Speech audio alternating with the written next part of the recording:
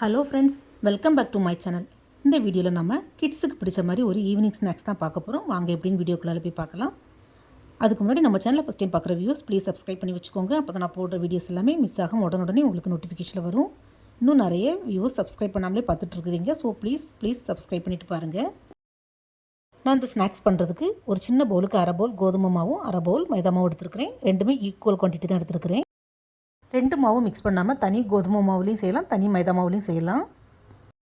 இப்போ இந்த கோதுமை மாவையும் மைதா மாவையும் ஒரு மிக்சிங் பவுலில் சேர்த்துக்கலாம். கூடவே தேவையான அளவு உப்பு, கொஞ்சமாக ஓமம், இதை நல்லா கசக்கி சேர்த்துக்கலாம். இது டைஜஷனுக்கும் நல்லது, ஸ்மெல்லும் நல்லாயிருக்கும். அப்புறம் கொஞ்சமாக கருப்பு எள்ளு, அதையும் சேர்த்துக்கலாம். நான் இதில் சீரகம் சேர்க்கலை, உங்களுக்கு தேவைப்பட்டால் நீங்கள் சீரகம் கூட சேர்த்துக்கலாம்.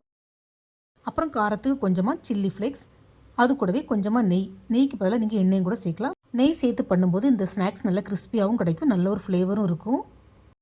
ஃப்ரெண்ட்ஸ், நான் இது எல்லாமே இந்த மாவுக்கு தேவையான அளவு தான் சேர்த்துருக்குறேன். நீங்கள் உங்கள் தேவைக்கு தக்கன, அதாவது மாவு எவ்வளோ எடுத்துருக்குறீங்கோ அந்த அளவுக்கு கூடுதலாக குறைவாக சேர்த்துக்கோங்க. நெய் சேர்த்து பிசையும் போது மாவு கொஞ்சம் கட்டி பிடிக்கிற மாதிரி இருக்கும். ஸோ நல்லா உறுத்து விட்டுட்டு கொஞ்சமாக தண்ணி சேர்த்து இதை சப்பாத்தி மாவு பதத்துக்கு பிசைஞ்சு எடுத்துக்கலாம். அதே மாதிரி நம்ம பிசைகிற மாவு ரொம்ப கட்டி இல்லாமல் கொஞ்சம் தளர்த்தியாக பிசைஞ்சு எடுத்துக்கோங்க.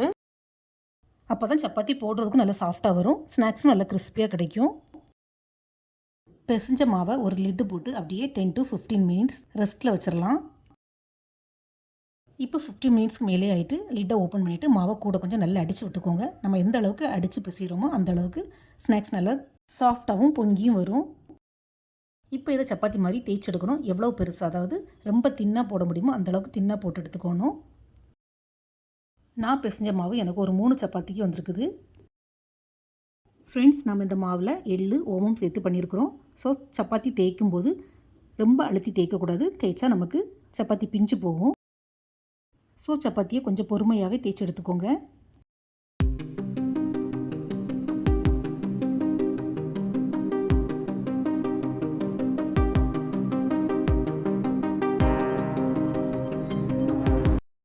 சப்பாத்தியை இந்த மாதிரி தின்னாக தேய்ச்சி எடுத்துக்கோங்க. அதுக்கப்புறமா இதில் கொஞ்சமாக ஆயில் அப்ளை பண்ணிக்கலாம். ஆயிலுக்கு பதிலாக நீங்கள் கீ கூட அப்ளை பண்ணிக்கலாம். நான் ஆயில் தான் அப்ளை பண்ணுறேன். ஆயிலை சப்பாத்தியோட எல்லா பக்கத்துலையும் இந்த மாதிரி கை வச்சு அல்லது ப்ரஷ் வச்சு தேய்ச்சி விட்டுக்கோங்க. அதுக்கு மேலே கொஞ்சமாக வரமாவு, கோதுமை மாவு அல்லது மைதா மாவை லைட்டாக இப்படி ஸ்ப்ரிங்கிள் பண்ணி விட்டுக்கலாம். அதுக்கு மேலே கொஞ்சமாக சில்லி பவுடரை ஸ்ப்ரெட் பண்ணி விட்டுக்கலாம். ஆல்ரெடி நம்ம சில்லி ஃப்ளேக்ஸ் சேர்த்துருக்குறோம். ஸோ சில்லி பவுடர் ஜஸ்ட் பேருக்கு சேர்த்தாலே போதும். அதுக்கப்புறமா கொஞ்சமாக சாட் மசாலா இந்த மாதிரி தூவி விட்டுக்கலாம். சாட் மசாலாவை ஸ்கிப் பண்ணாமல் ஆட் பண்ணிக்கோங்க ஃப்ரெண்ட்ஸ், ஏன்னா இந்த ஃப்ளேவர் ரொம்பவே நல்லாயிருக்கும் இந்த ஸ்நாக்ஸுக்கு. இந்த சாட் மசாலாவுக்கு பதிலாக நீங்கள் ஆம்ச்சூர் பவுடர் கூட யூஸ் பண்ணிக்கலாம். ஆனால் சிலவங்களுக்கு இந்த டேங்கி ஃப்ளேவர் பிடிக்காது, ஸோ ஸ்கிப் பண்ணிக்கலாம்.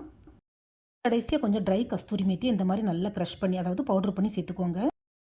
இந்த கஸ்தூரி மேத்திக்கு பதிலாக நீங்கள் மல்லித்தலை கூட சேர்த்துக்கலாம். ஆனால் மல்லித்தலையை எவ்வளோ பொடியாக கட் பண்ணி சேர்க்க முடியுமோ அந்தளவுக்கு கட் பண்ணி சேர்த்துக்கோங்க.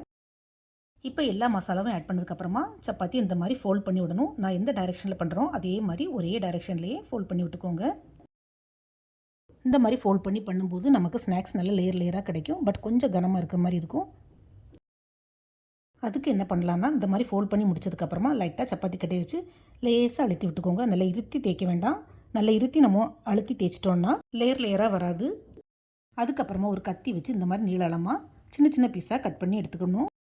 பீஸ் ரொம்ப பெருசாக போட்டுட்டோன்னா நமக்கு உள்ள லேயர் நல்லா வேகாது, வேகிறதுக்கும் டைம் ஆகும். ஸோ இந்த மாதிரி சின்ன சின்னதாக கட் பண்ணி எடுத்துக்கோங்க ஃப்ரெண்ட்ஸ். ஸ்நாக்ஸ் இந்த மாதிரி குட்டி குட்டி பீஸாக இருந்தால் தான் நமக்கு பார்க்குறதுக்கும் சரி சாப்பிட்றதுக்கும் நல்லாவே இருக்கும்.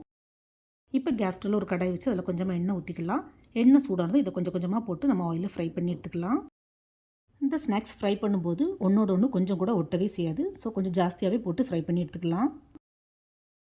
ஒரு சைடு நல்லா வெந்ததுக்கு அப்புறமா எல்லா சைடும் திருப்பி விட்டு நல்லா பொரிச்சு எடுத்துக்கணும்.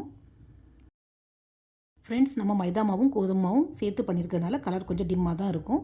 ஆனால் தனி மைதா மாவு போட்டு பண்ணுறதா இருந்தால் நல்லா ஒயிட்டாக வரும்.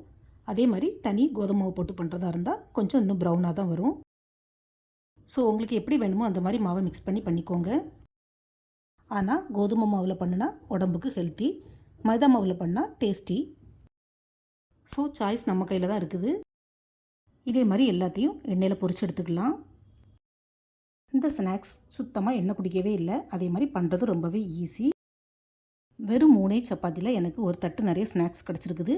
ஸோ இந்த வீடியோவை பார்த்ததோடு விடாமல் நீங்களும் வீட்டில் கண்டிப்பாக ட்ரை பண்ணி பாருங்கள் ஃப்ரெண்ட்ஸ். கிட்ஸுக்கு ரொம்பவே பிடிக்கும். அதே மாதிரி அவங்களுக்கு ஷார்ட் பிரேக் கூட நீங்கள் இதை ட்ரை பண்ணலாம்.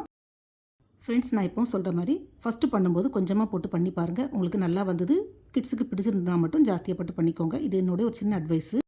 ஃப்ரெண்ட்ஸ், நான் இதே மாதிரி வேறையும் நிறைய இன்ட்ரெஸ்டான யூனிக்கான ரெசிபிஸ் அண்ட் ஸ்நாக்ஸ் செஞ்சு அப்லோட் பண்ணியிருக்கிறேன். என்னுடைய சேனலில் போய் செக் பண்ணிக்கோங்க. ஸ்நாக்ஸ் நல்லா சூப்பர் கிறிஸ்பியாக கிடச்சிருக்குது.